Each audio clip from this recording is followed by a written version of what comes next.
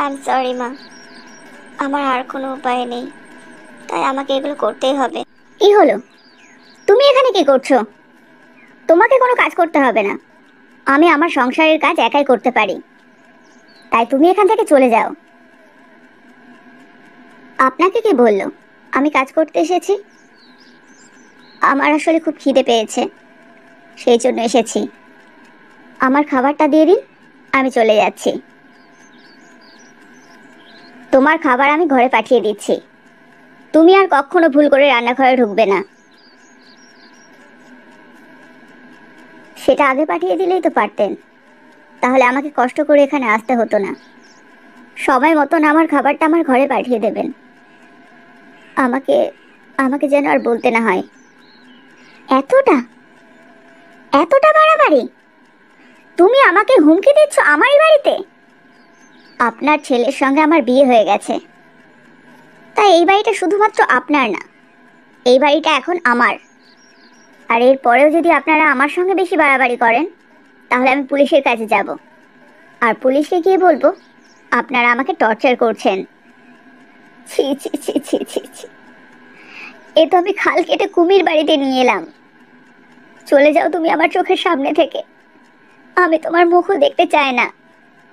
আমারও আপনার মুখ দেখতে ভালো লাগে না। ঠিক আছে, আসবো না আমি এখানে। আজকে আমার মাংস খেতে ইচ্ছে করছে, তাই আমার জন্য মাংস রান্না করবেন, আর রান্না হয়ে গেলে খাবারটা আমার ঘরে দিয়ে আসবেন। দীপার এই রূপ দেখে আমার তো পায়ের তলা থেকে মাটি সরে যাচ্ছে। এ আমি কি সর্বনাশ করে দিলাম আমার ছেলের। কি হলো? ওইভাবে কি দেখছো? আমি তোমার উপর খুব রাগ করেছি। একদিনের নাম করে 3 দিন কাটিয়ে এলে তুমি।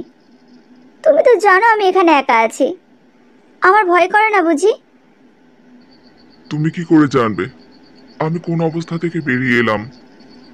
ওদিকে দীপার কি অবস্থা হচ্ছে কে জানে। ওকে ওই সবের মধ্যে একা ফেলে আসতে আমার একদম ইচ্ছে করছিল না। কি হতো ভাবছো? আমি তোমাকে একটা প্রশ্ন করলাম তো। 2 দিন তুমি আসোনি, টেনশনে আমার মাথা খারাপ হয়ে যাচ্ছিল। আমি ভাবছিলাম জোর করে হয়তো তোমার মা ওই মেয়েটার সঙ্গে বিয়ে দিয়ে দিচ্ছে। আবার তুমি ফোন করতে বারণ করেছো বলে ফোনও করতে পারছিলাম না। অত দূর থেকে এলাম, আমাকে অন্তত এক গ্লাস জল দাও। আচ্ছা দিচ্ছি। দীপাকে একা ওই অবস্থার মধ্যে ফেলে রেখে আসাটা কি ঠিক হলো? মা রেগে গিয়ে যদি ওর সঙ্গে খারাপ ব্যবহার করে, সত্যি আমার খুব টেনশন হচ্ছে ওর জন্য। বিনা কারণে ও কেন শাস্তি পাবে?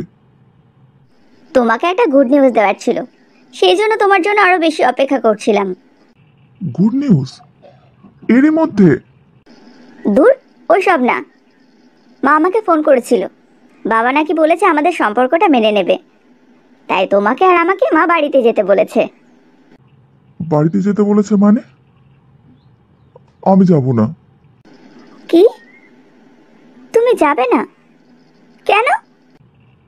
আমি ওখানে কোনো মতেই যেতে পারবো না, গেলে সর্বনাশ হয়ে যাবে। কি আজে বাজে কথা বলছো? সর্বনাশ হয়ে যাবে মানে? আমাদের বাড়ি সবাই তোমাকে দেখতে চেয়েছে। তুমি যেদিনকে বাড়ি ফিরে গেলে, অ্যাকচুয়ালি সেদিনকে আমি আমার বোনের সঙ্গে দেখা করতে গিয়েছিলাম। আমার বোন খুব এক্সাইটেড তোমার সঙ্গে দেখা করার জন্য। দীপা এক্সাইটেড আমার সঙ্গে দেখা করার জন্য? 1 সেকেন্ড, তুমি কি করে জানলে আমার বোনের নাম দীপা? তুমি হয়তো কোনো সময় আমাকে বলেছো, সেটাই আমার মাথায় ছিল। আমি বলেছি? আমি আবার কখন বললাম? হয়তো বলেছি, কিন্তু মোদ্দা কথা হচ্ছে তুমি আমার বাড়িতে যাবে না কেন? আমি যেতে পারবো না। সেটাই তো জানতে চাইছি, কেন যেতে পারবে না? পারবো না মানে পারবো না, অসম্ভব আমার ওখানে যাওয়াটা।